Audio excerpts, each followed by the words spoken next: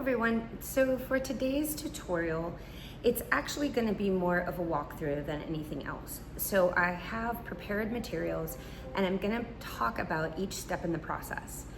For the source today, so again, we're going to look at some sort of figure, an interior or just an interior, and deal with the inside and outside lighting situations. In this particular situation, I am using a photo or a source that's just not composed very well. So what I'm gonna do in the drawing stage is show you how you can take something where the elements are a little funky and you can rearrange it for a better composition. Also, I'm going to be adjusting the value of the interior space to make the outside shine a bit more, and also play a little bit with color temperature, seeing what works, what gets the light coming from the door to glow, things like that, okay?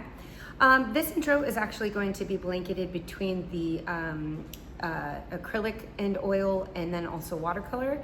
If you are in the acrylic and oil class, you're gonna see this demo done in those mediums, or you're gonna see more of the finished product in those mediums. If you're in watercolor, you'll see the finished product in those mediums. So again, this isn't so much about me painting, this is gonna be more about me composing and then dissecting what's going on in each piece, kind of like a studio walkthrough with live examples. Okay, so a little bit different for today, but sometimes it's good to see the samples and discuss. So when I walk through, and if I'm not painting, I get a little more time to analyze. So hopefully this will be helpful. Okay, see you in a bit at the painting desk. So the first part I'm going to talk about is thumbnails. What am I working from today? What I have is a photo of my pickles.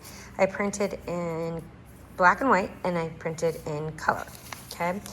And I don't know how much I necessarily need the color. Maybe it's a jumping off point. Now, as you can see, this is not nicely composed. There are so many things wrong. It was just a snapshot. Person who was watching my dog that was sending me a picture because he was playing, he had gotten a toy. It's really cute. So it wasn't really for photography. It was just to send a text message. But it's cute and it's got some cute elements, and I'm thinking about interior, exterior lighting. There's some lighting that's coming in through the back. So there's some possibilities here, but what do you do when that photo has not been taken very well, okay? Well, it's not a wash. There's things in there that work, so I need to kind of maybe rearrange them. That's what the thumbnail process is for, okay? Now, how do we do thumbnails? This is just your regular sketchbook paper. You'll grab your drawing pencils. I have my white plastic eraser. You can use a ruler to make your squares or rectangles, but I usually kind of freehand it. A sharpener. I've got a 2B and a 4H pencil. I use the 4H for the outline and just quick sketching, and then the 2B for my various values. You can get darker drawing pencils for darker values if you want to, but this is technically supposed to be a pretty quick process. Again, I'm rearranging the composition, so it doesn't matter if this is rectangle or square or what have you. It is whatever I decide it to be. Over here, I'm also going to be doing this. I'm going to do watercolor on paper, and then I'll have another demo that's acrylic on paper. Sorry, I got cut off there for a second, but there will be one segment that's going to be watercolor, one segment that's going to be acrylic. But for both sections, the thumbnail process is the same, okay? So what did I do here? Well, we've got one where I focused on the couch in the back and then moved up kind of a crop of Pickles' head here. Again, these are things moved around a little bit, but it still kind of works. It's still close to this, but just cropped. Here is just the table and then my doggy, okay, but no chair, and everything's kind of moved closely. So that's an interesting composition, but we're not going to get that interior exterior. So here we get interior exterior lighting, but this we don't really, although the composition is nice. So this is a nice composition, but I might need to save it for something else. Now down here, I'm getting a little bit closer to what it is I'm trying to achieve. Here is the couch, the table, and then that peekaboo lighting that's here. Okay, so I'm really just zooming in on this section and trying to compose it tighter. So that might be a winner for this particular situation. This one's pretty good too because I'm moving this, it's this section, okay? And I'm moving the wall out a little bit, putting this basket in the corner, okay? And then putting the, having the rug here at the bottom as well. And then there's a peekaboo lighting situation or just a little sliver of light that would be interesting also for interior, exterior. Okay, so the ones at the bottom, fortunately we'll save pickles for another day, but the ones at the bottom work really well for interior, exterior lighting situations. Okay, so then I have to decide from here which one I'm really gonna go with for the piece, okay?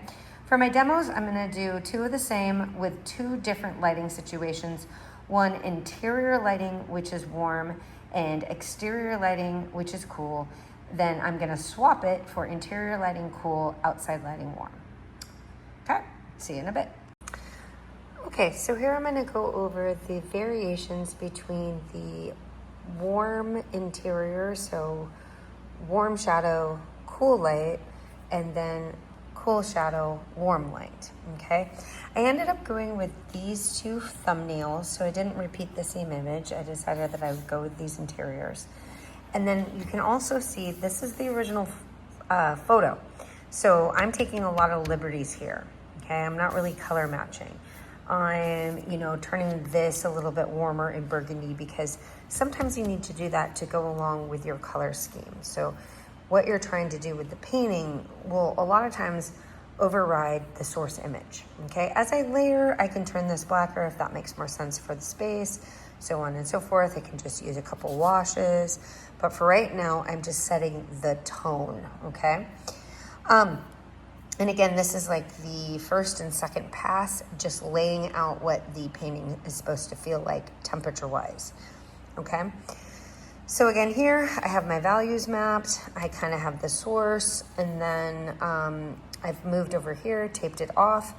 So image one, again, this is a warm red. It's alizarin crimson, and there is also a raw umber hue that is mixed in with this, which gives it a warm red feel. There's also some black mixed in with that, lamp black, and therefore it's making it kind of dark. For the light that's coming in the window, I have a light manganese blue and white. White is always cool. So I'm establishing the fact that it's a warm interior with a light outside, and that's gonna give you the glow from that piece. So you're really gonna get a sense of light and space, not just because of value, but also because of temperature.